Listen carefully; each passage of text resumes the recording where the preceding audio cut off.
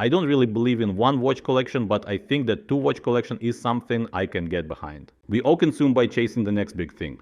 But there is certain purity and clearness in owning less watches. It's a somewhat healthy state of the collection anyone can aim for. I'm certainly thinking about it. Maybe not two, but certainly much less than I have right now. I think that even with two watches you can get some game going on, so the collection won't be boring.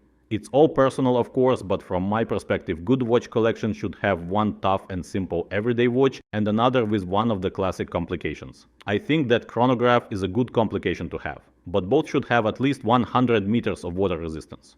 So if you need to service one watch, another can take its place in a full swing. There are many iconic watches, but not that many iconic watches that are available to buy, not too expensive and suitable for smaller wrists. So I've selected two models that would make a great two watch collection. I own one of these watches myself and seriously thinking about getting the second one as well.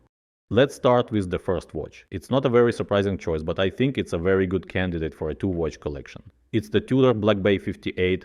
I think that the blue would work great here because the second watch is with the black dial. This watch is overexposed and several years ago it was really hard to buy it.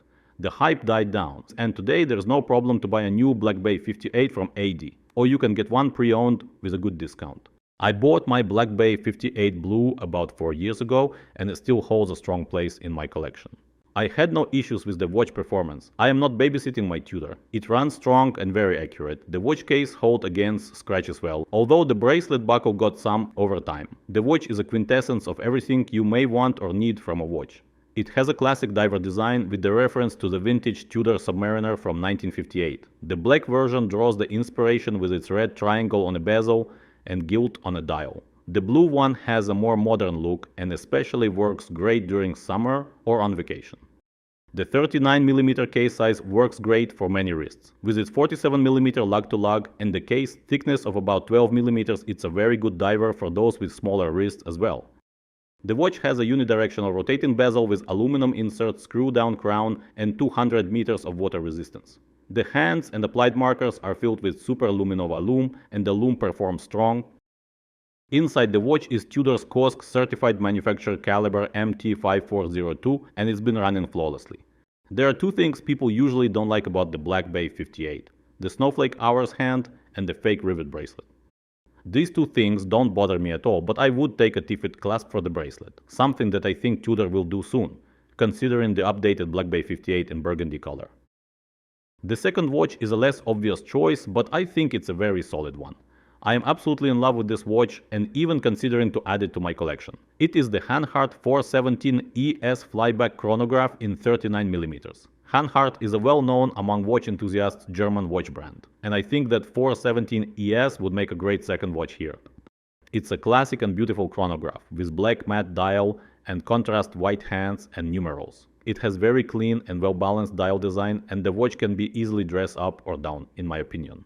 Numerals and hands are painted with lume and the watch looks great in the dark as well. If you look closely to the minutes and chronograph seconds hands, you will see the edges curved to make the hands align with the boxed sapphire crystal and better readability. Hanhart chronograph was one of the favorite watches of the king of cool himself, Mr. Steve McQueen. He was wearing it in the movies, photo shoots and during motor racings. The original Flyback chronograph was made by Hanhart for pilots, and not so long ago the model made a successful comeback. The brand has several versions of the model including 42mm and different dial designs, but the watch I have here is my favorite out of all of them. The 39mm case size is so great for medium to small wrists. With its 46mm lug-to-lug, it's such a perfect size for my wrist.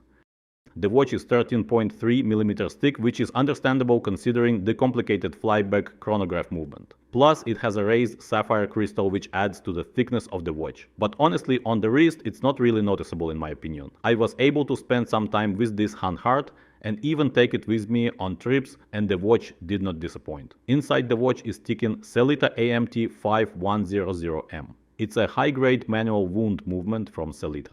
It's a flyback chronograph movement with about 58 hours of power reserve and 23 joules. It's anti-magnetic and shock resistant. The movement basically comes with all the tech you may wish from a modern movement. I am not a big fan of chronograph function in general, but I really like many chronographs design, including this Hanhart. But after getting Speedmaster and spending some time with Brigade, Type 21 flyback chronograph or this Hanhart flyback, I really like the function. and found myself actually using it sometimes. I think it's really cool that you can immediately restart your chronograph by pressing a pusher once. This Hanhart is not a diver watch, and it doesn't have a screw-down crown, but it's rated for 100 meters of water resistance, which makes it very suitable for light water activities, and it can be a very good vacation or travel companion. The red chronograph pusher may not be everyone's cup of tea, but I think it has its charm and historical reference. So this is my idea of a great two-watch collection. Both watches are iconic, not too expensive, and fairly available to buy. I think that Hanhart makes this model in batches, and sometimes the model shown on a website is sold out, but it shouldn't be a problem to get one anyway.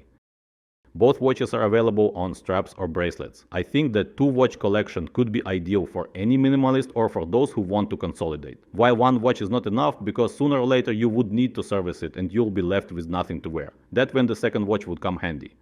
Anyway, this is my thoughts on a possible two-watch collection. What do you think?